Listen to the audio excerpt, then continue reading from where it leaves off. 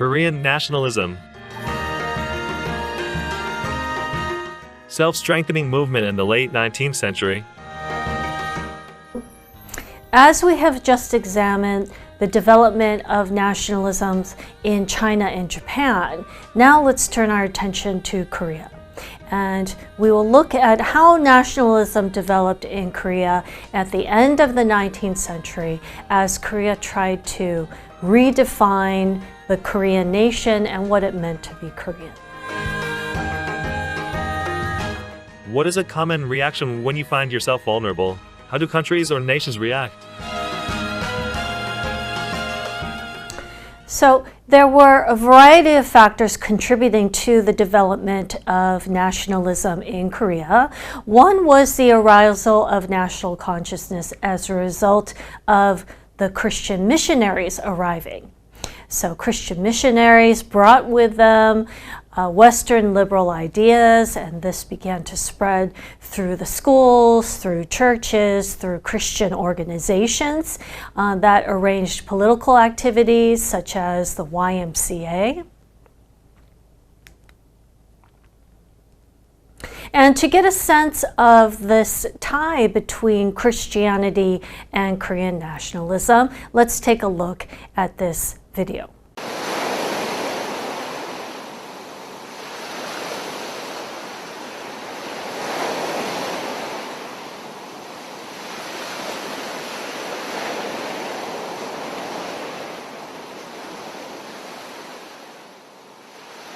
(1885년 4월 5일) 인천 제물포항으로 한 척의 배가 들어옵니다. 그 배에는 불모의 땅 조선을 위해 평생토록 헌신하고 죽어서까지도 조선을 사랑한 이방인이 타고 있었습니다. 그는 바로 한국 최초의 기독교 복음 선교사 언더우드였습니다.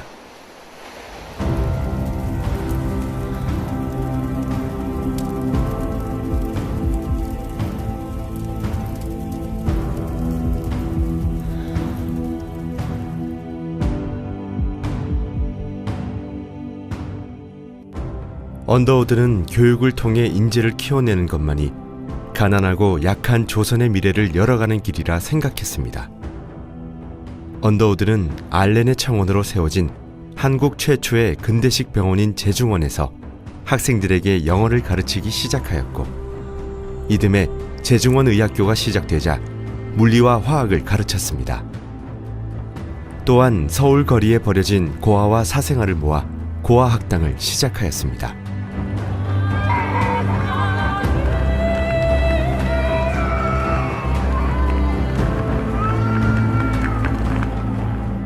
변가비는 항일 독립운동가이자 파리 강화회의에 한국 대표로 참석한 우사 김규식 선생이었습니다.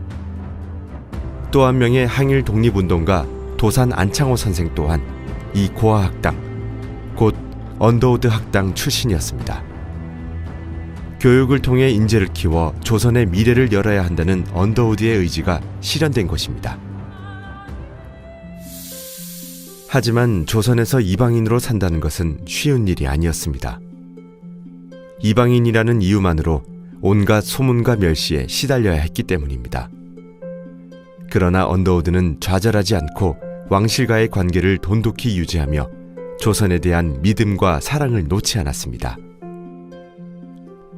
1889년 3월 명성왕후의 주치의였던 릴리어스 호튼 여사와 결혼한 언더우드는 신혼여행마저도 전도여행으로 하였습니다.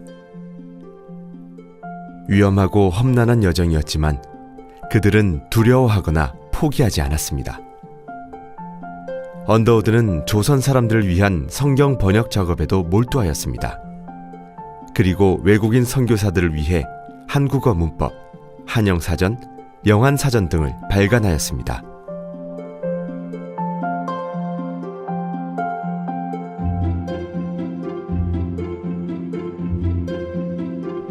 언더우드는 기독교 잡지와 신문 등 많은 문서들을 발간하는 데도 심혈을 기울였습니다.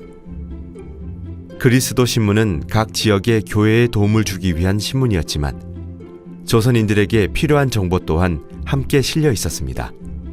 이는 조선인보다 더 조선을 사랑한 언더우드였기 때문에 가능한 일이었습니다.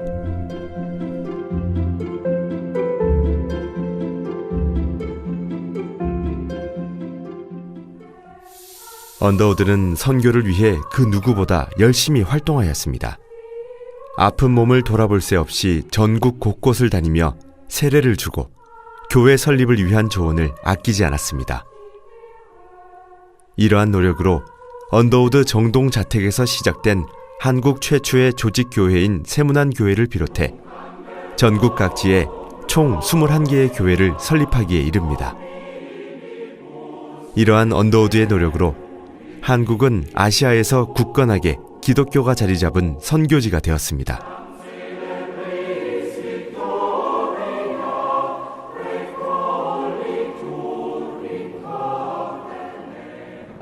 몸을 돌보지 않고 조선을 위해 헌신하던 언더우드는 결국 병을 얻어 미국으로 안식년을 가게 됩니다. 이때도 언더우드는 한국을 위한 모금 활동에 나섭니다. 이렇게 모금된 거금 17만 달러는 조선을 위해 쓰였습니다. 병조차도 언더우드의 지극한 조선 사랑을 막을 수 없었던 것입니다. 안식년을 마치고 돌아온 언더우드는 대학 설립에 박차를 가합니다. 마침내 1915년 4월 조선 크리스천 칼리지를 개교합니다. 하지만 안타깝게도 언더우드는 이 대학이 정상궤도에 오르기 전인 1916년 10월 12일 하나님의 품에 안겼습니다. 그의 사후 이 학교는 그의 영원한 동역자 에비슨의 노력으로 1917년 4월 7일 연희전문학교 재단법인 인가를 받게 되었습니다.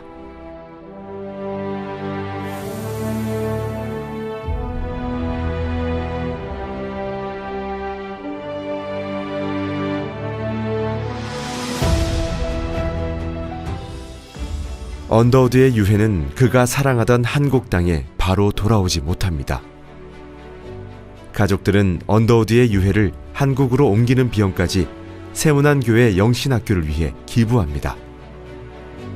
그의 유해는 1999년에야 서울 양화진 묘역으로 돌아왔습니다. 언더우드 가족도 한국에 대한 사랑을 이어갔습니다.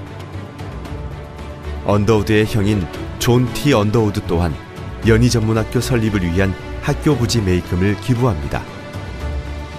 언더우드 가족 또한 언더우드만큼 한국을 사랑하고 한국 교육이 발전하기를 바랬던 것입니다. 그리고 그의 지극한 한국 사랑은 후손들을 통해 지금까지 이어져 내려오고 있습니다. 이세 원한경 박사는 3.1운동 당시 제암리 학살 사건 등 일본의 만행을 세계에 폭로하면서 조선의 독립운동을 도왔습니다. 결국 1941년 일제의 탄압에 의해 교장 자리에서 물러나게 됩니다. 3세 원이란, 원득한, 원재하는 자진해서 한국전쟁에 참전합니다. 특히 훗날 한국에서 일생을 보낸 원이란 박사는 한국전쟁 당시 미국 해군 대위로, 정전협정 당시에는 UN 수석 통역장교로 활동합니다.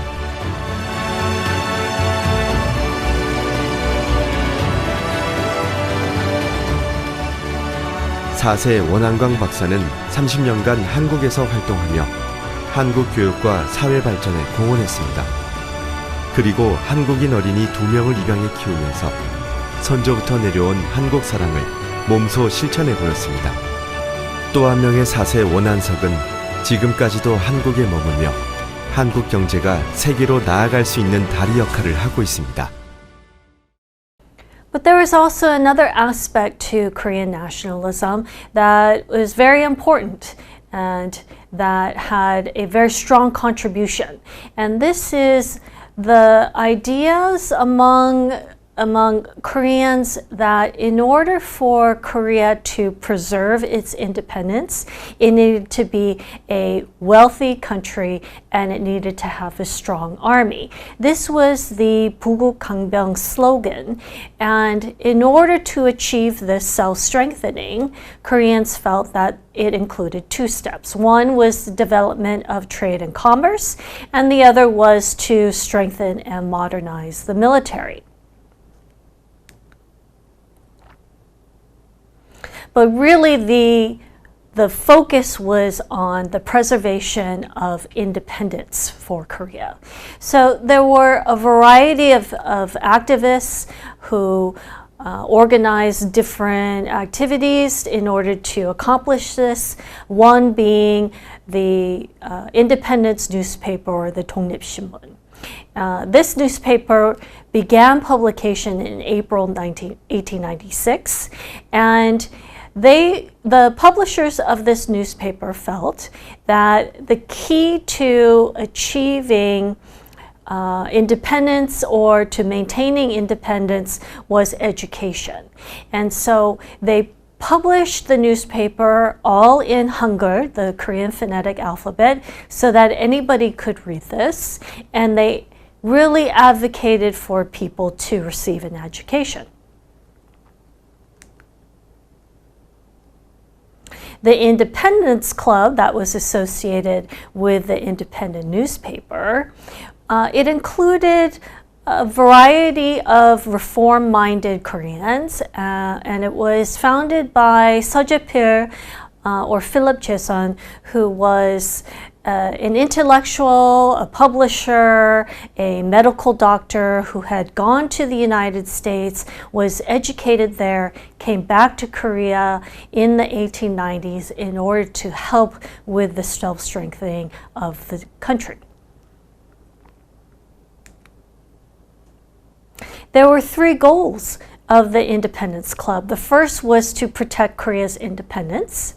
The second was to promote self-strengthening. And the third was to increase popular participation in the political process. They also were responsible for building the Independence Gate, which can still be seen here in Seoul. But really, they wanted the people to be educated so that they could participate in the political process, and that only through this process could Korea then strengthen itself and maintain its sovereignty.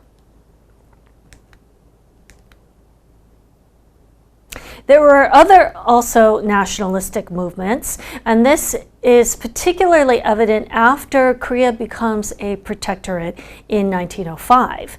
So as independence is slowly being eroded, Koreans then feel the urgency to try to strengthen the country, to drum up nationalist sentiment, and to work in order to preserve Korean independence.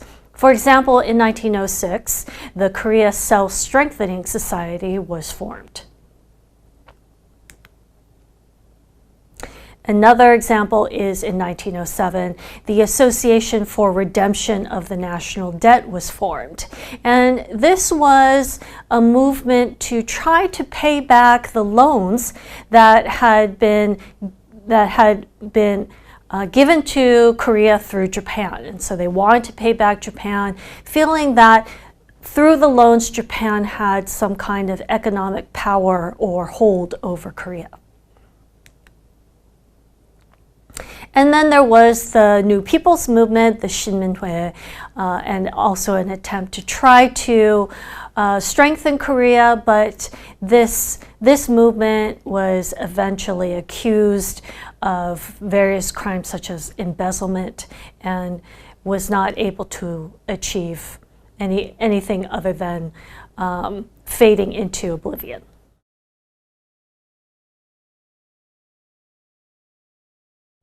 But very importantly, what we see at this time is that Koreans are starting to define the Korean nation and what it means to be Korean. And they are using certain symbols to signify Korea and the Korean nation, such as the flag, the Taegukgi.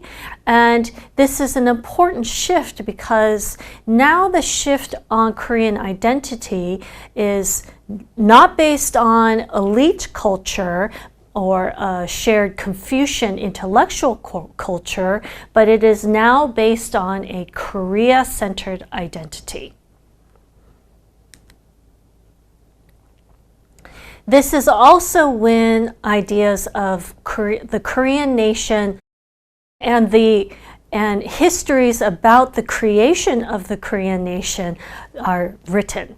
And so the legend of Dangun being the progenitor of the entire Korean race, and that Koreans share a common blood and shared ancestry. This is very much emphasized in the late 19th and early 20th century.